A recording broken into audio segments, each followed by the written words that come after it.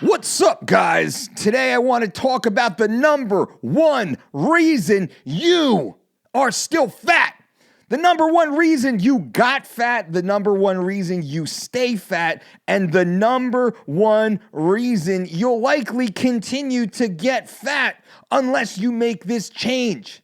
We've done the research. We've seen the data. Heck, I've even done it myself. So I know, just like you, from firsthand experience, this is the issue. It has nothing to do with keto or paleo or carnivore or the DOLCE diet or the Atkins diet or the Whole30 or the fasting detox or the special fat burner or the thermogenic. It has nothing to do with any of that. It has nothing to do with the overall type of diet that you follow. It's the one mistake that we all make, and then we rationalize it somehow. And this is the problem. It's a habitual problem. It is a problem with your character, a problem with our character, because I'm just like you. I'm human too. What is it? What is this issue? The number one reason you are fat is nighttime binging. Nighttime binging. When you come home, you eat your dinner, and then you start to snack. A couple of these, a few of those, a taste of that, a sip of this, a gulp of that, and what happens? You've consumed hundreds to thousands of extra calories in that short period of time just before you go to bed. Don't lie. You are guilty. I know you're guilty of it. I know you're guilty of it. Not one of you drinks some chamomile tea and then goes to bed 3 or 4 hours later, whenever you're supposed to, without eating any off-brand products. A little taste of a cookie, a little piece of chocolate, a bowl of M&Ms or popcorn or Tostitos or tortillas and salsa, or some ice cream or some cake or peanut butter and jelly sandwiches or whatever else, whatever you're into. Lord knows what you're into. And you'll do everything else correctly. You'll follow your workout program. You'll bring your shoes to the gym. You'll take a shower and go back to work. You'll get up early. You'll do your lists. You'll eat your egg whites and your oatmeal or whatever the heck it is throughout the day. By and large, you're doing pretty good. But then you go home and YOLO. You go home and crush it. With consistency. You consistently eat at night. Binge eat at night. Consistently. More consistently than you don't. And don't say you don't, because you're lying. I can't hear you. You're lying to yourself if you pretend I'm not talking to you. I'm talking to you. You sit down on your couch, you cozy up against your sweetie, and you get hungry. You need snacks. I want snacks. I deserve snacks. I've worked so hard. I've eaten so well. I've hit my PRs. I've made some progress. So I'm gonna crush. And you go and you crush. And whether it's every single night, whether it's every other night, or whether it's 1 or 2 nights per week, you crush. And this isn't written into your meal plan. It's not a part of your organized schedule. It has nothing to do with your macros or your diet. This is a habit issue. Remember I said in the beginning of this video, in this recording? It's a habit issue. It's a character issue. It's a character flaw. You go out there and completely jump out of the plane. F it. You're sitting there having a conversation. You're strapped in. You're doing everything you're supposed to. You just stand up, walk to the door, and jump out of the plane. F it. YOLO. I'm going in. Right into the pudding. Right into the pie. Right into the candy bars, the Hershey Kisses, the Cheeto Puffs, the Pringles, the sour cream dip. The sandwiches, the Dagwood sandwiches, the peanut butter and jelly, the ice cream, the Breyers, the soda, little soda here, little soda there, the wine, couple beers, couple mixed drinks, couple wines, little crackers and cheese, because that's healthy with some salted meats maybe. Off menu though, right? Justifying. Some olives, whatever it is, and it's changing, it's rotating, but I know you.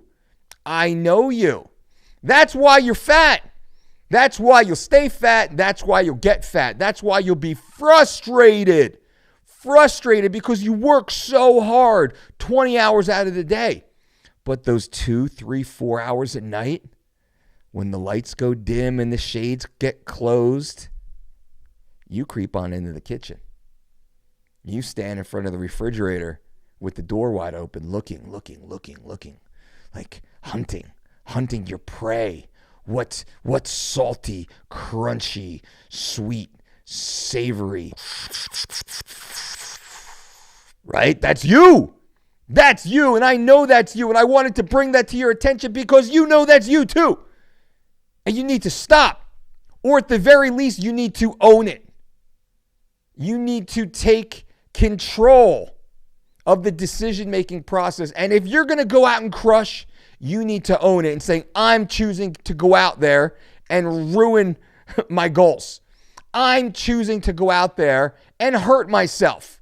I'm choosing to go out there and poison myself with this synthetic, toxical, nutritionally devoid food items for some short-term feeling of satisfaction, immediately followed by self-loathing and guilt and gross, lethargic, constipated life.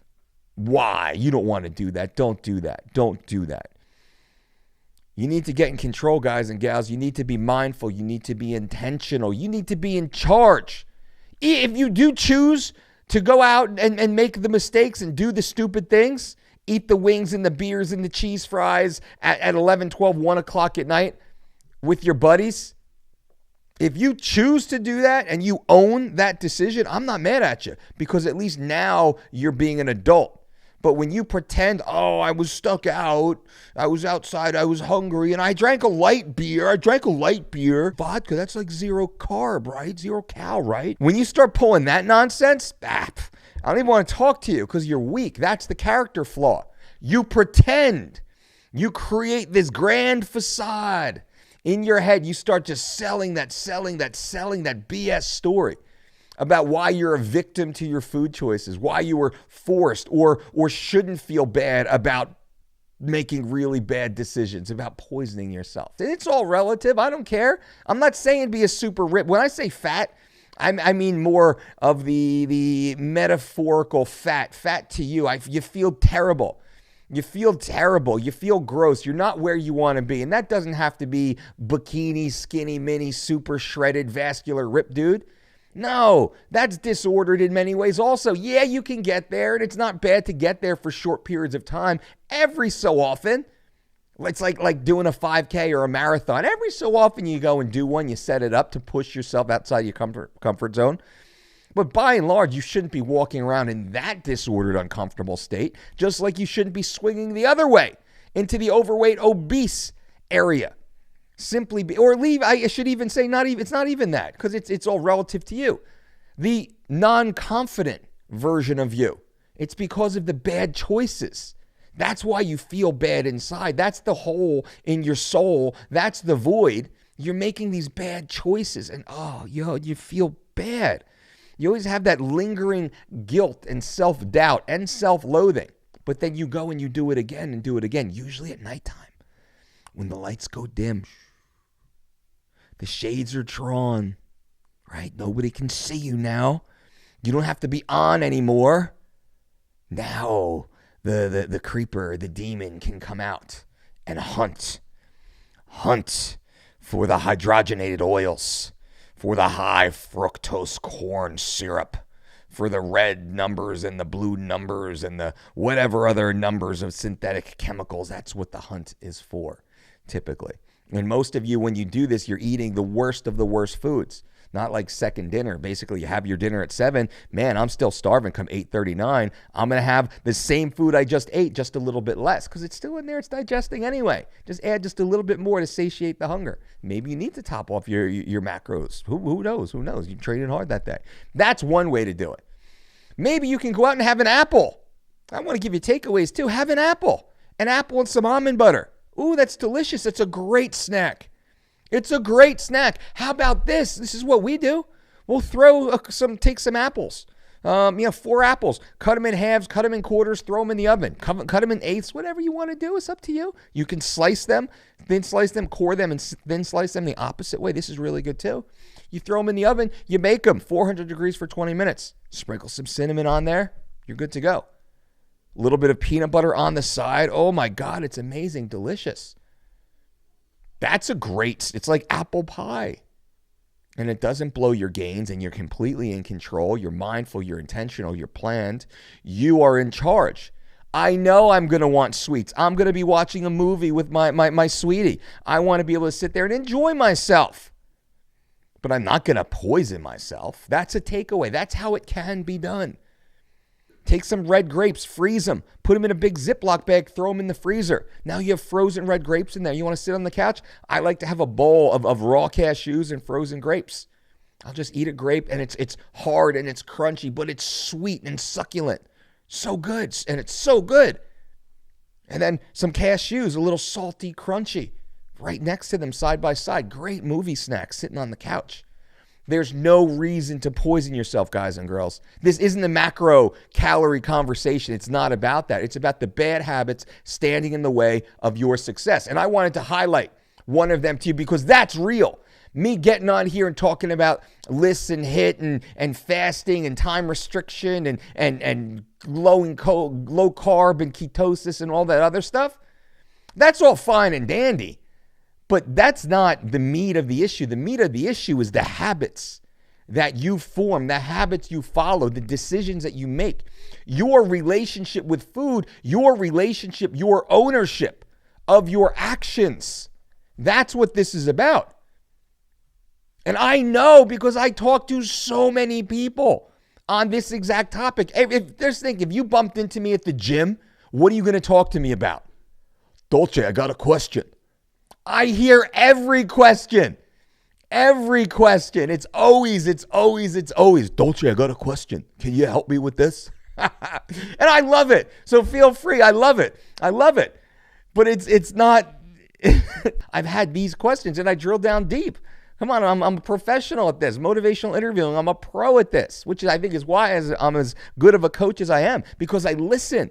I get people to talk. We explore the issue. That's so far removed from the actual meat of it, what actually matters. So that's my rant. I hope it's helpful. Employ it. Take it for what it is, man. Now that you know, you're on the hook. Let's say up until this video, up until this conversation, you didn't know. You didn't realize it didn't click. But now I've told you, so it clicked. So now you're accountable. Now you're on the hook. So now every time you've eaten your planned dinner, and an hour or so goes by, half hour goes by, 90 minutes go by, you sit down on the couch to relax and unwind, and then you hear it. Come eat me. I'm waiting. I'm hungry. Oh, I should go eat something. I got a big work day tomorrow. I got to whatever. And I start to justify. And all of a sudden, you're eating Chips Ahoy and you're like squeezing Nutella on it or something, or like Velveeta cheese. You're putting that on in between Oreo cookies and you're eating that, or whatever you're coming up with, you crazy person. So I hope this video helps. Be accountable, be in charge. Now you know, you're on the hook. Let's stay healthy. Boom.